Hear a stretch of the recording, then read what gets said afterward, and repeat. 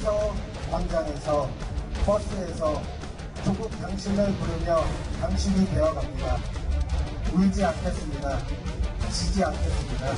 조국 전 민정수석은 우리가 사퇴시켰습니다. 이게 끝입니까? 맞습니다. 광화문 10월 항쟁은 지금부터 시작입니다.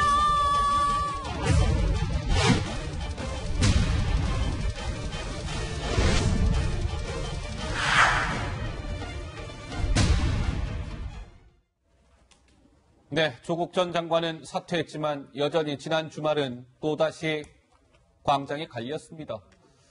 글쎄요, 참 안타까운 현실인데요. 오늘 이런 상황에서요, 김민지 기자, 문재인 대통령이 이 조 전 장관 사퇴와 관련해서 오늘도 어떤 행사에서 발언을 했다고요? 그렇습니다. 아무래도 국민 마음이 두 개로 갈라진 상황에서 대통령이 어떤 메시지를 내놓을까 나날이 주목이 되고 있는 상황인데요. 오늘 청와대에서는 종교 지도자들을 불러서 오찬 간담회가 있었습니다. 종교 지도자. 여기에서 문재인 대통령이 현재의 상황과 관련해서 국민 통합을 강조하면서 이런 얘기를 했습니다. 직접 들어보시죠. 이 정부는 아시다시피 주공부부터 공정을 쌓아줍니다. 한 번도 쓰고 있었습니다. 나름대로 성과도 있었다고 생각을 합니다. 그런데 이번에 국민들의 목소리를 들어보니 공정에 대한 국민들의 요구는 그보다 훨씬 높았습니다. 우리 정치가 귀를 기울여야 한다고 생각합니다. 자, 시청자 여러분들께서는 어떻게 들으셨는지요? 종교 지도자를 만난 문재인 대통령, 공정한 사회를 위해 많은 노력을 기울여 왔습니다. 문재인 정부 나름대로 성과도 있었습니다. 이렇게 자부했고요. 자, 그런데 이 공정에 대한 국민들의 요구, 조국 사태를 의식한 발언이죠. 이 공정에 대한 국민들의 요구는 그보다 훨씬 높았습니다. 우리 정치가 귀를 기울여야 합니다. 라는 문재인 대통령의 발언, 조 부장은 어떻게 평가하고 싶으신지요? 네. 이 현실 인식은 하고 있는데 본인이 실천을 못하는 거죠. 본인이 어떻게 보면 실천을 못하는 것이다? 저 말씀은요. 이 정치데스크의 패널들이 할 얘기예요. 아, 그래요? 네. 국민의 목소리를 들어보니까 공정에 대한 요구가 훨씬 높았다. 이 얘기. 바로 조국 전 장관의 문제가 왜 논란이 컸습니까?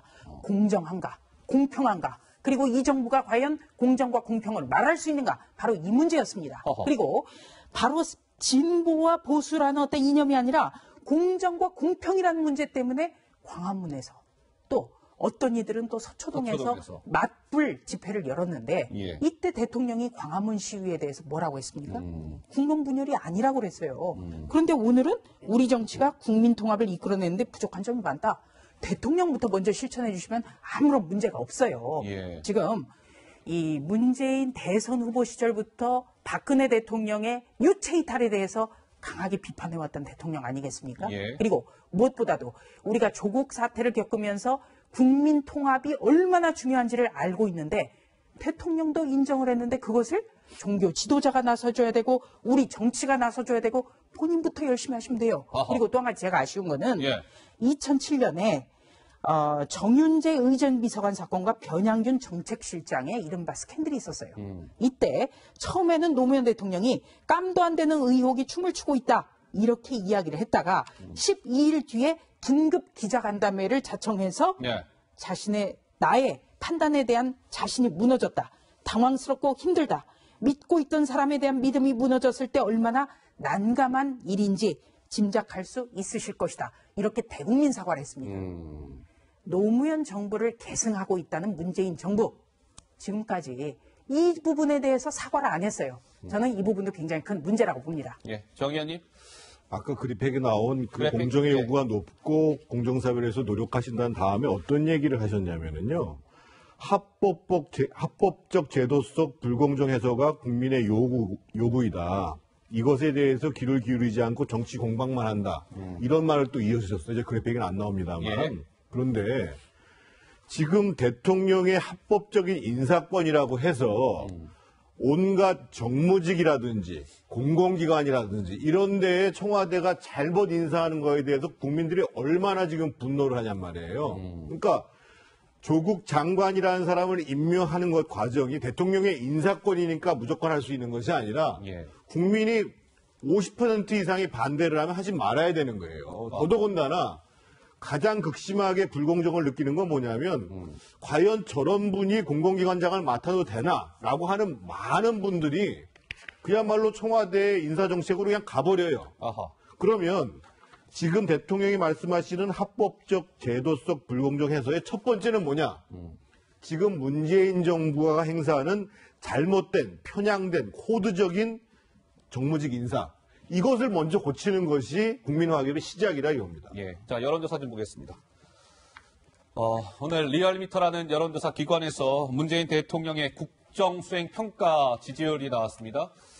그런데, 자, 부정평가는 좀 지난주에 비해서 줄어들었습니다. 56.1에서 이번 주의 부정평가는 물론 과반은 너무나 지난주에 비해서 좀 낮아졌죠. 52.3. 반면에 긍정평가는 지난주 41.4에서 이번 주 오늘 발표된 것을 보면 45, 긍정평가가 3.6%포인트 올랐습니다. 부정평가는 낮아진 대신에 우리 현 부위원장께서는 어떻게 평가하고 싶으세요?